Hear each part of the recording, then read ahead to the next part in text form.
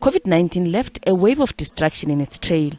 It claimed at least 6 million lives globally, caused major economic and social disruption, and pushed back decades of development gains in poor countries.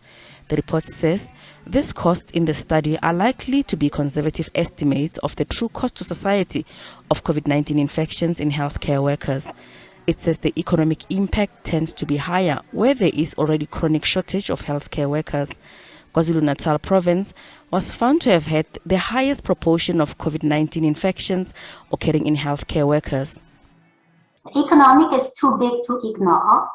So when you have one healthcare worker that's infected or died, it's not just an extra COVID patient or COVID statistics. It really has a significant cost. So in this slide, we presented the cost per infected healthcare workers. And you can see it ranges from 10,000 per healthcare worker in Colombia to about 35,000 in Eswatini. Healthcare workers at the forefront of the fight against the pandemic faced a higher risk of exposure and becoming ill. The report highlights that in many countries, health systems were not able to protect healthcare workers.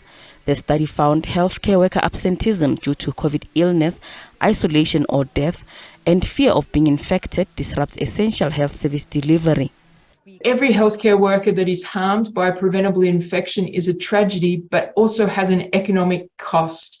On a practical level, they need to be protected. When healthcare workers fall ill because of lack of protections, the consequences go beyond that individual.